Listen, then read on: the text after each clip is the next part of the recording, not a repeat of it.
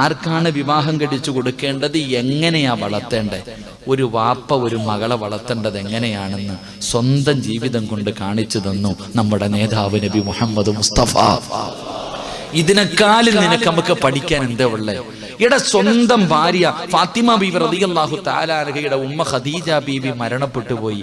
ഉമ്മയില്ലാതെ ഒരു മകളെ വളർത്തി കാണിച്ചു തന്നു വാപ്പ. അള്ളാഹുവിന്റെ പ്രവാചകനെ പെട്ടെന്ന് കാണിച്ചു തന്നു ഫാത്തിമ ബീവി റളിയല്ലാഹു തആല അൻഹ എങ്ങനെയാണ് തന്റെ പൊന്നാര മകളെ വളർത്തേണ്ടതെന്ന് കാണിച്ചു തന്നു. ആ മുത്തുനബി വളർത്തിയ മകൾ ആരെന്നറിയുവോ?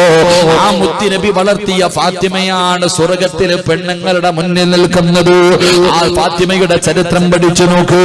ആ ഫാത്തിമ ബീവിയെ മുത്തുനബി എങ്ങനെയാണ് വളർത്തിയത്, ആ ചരിത്രം പഠിച്ചാ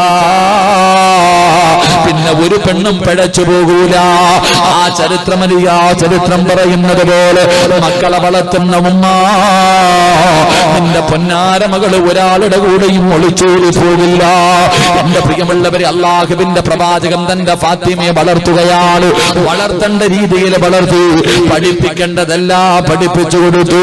അവസാനം അള്ളാഹുവിന്റെ പ്രവാചകൻ തന്റെ പൊന്നുമകൾക്ക് 18 വയസ്സായി. ഫാത്തിമ ബീവി റളിയല്ലാഹു തആല അൻഹയ്ക്ക് വിവാഹപ്രായമായി.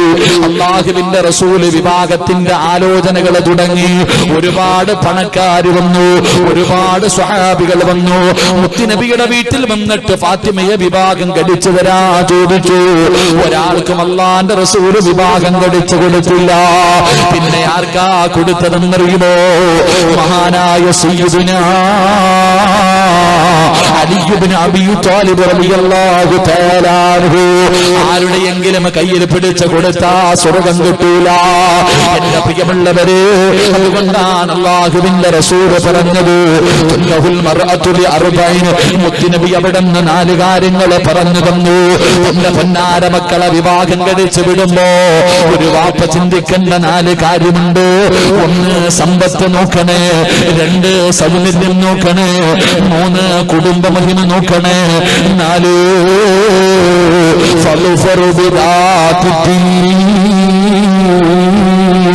നിങ്ങൾ ദീന് നോക്കണേ. ഈ 4 കാര്യങ്ങൾ ഏറ്റവും കൂടുതൽ പരിഗണന കൊടുക്കേണ്ടത് ദീനിനാണെന്ന് നബി മുഹമ്മദ് മുസ്തഫ സല്ലല്ലാഹു അലൈഹി വസല്ലം. പെമ്മക്കളെ വെട്ടിച്ചു കൊടുക്കുമ്പോ ഏതെങ്കിലും ഒരു പണക്കാരന്റെ കൈ പിടിച്ചു കൊടുക്കാനല്ല പറഞ്ഞത്. കൊടുക്കുന്ന സമയത്ത് നോക്കണം, 4 കാര്യങ്ങൾ നോക്കണം.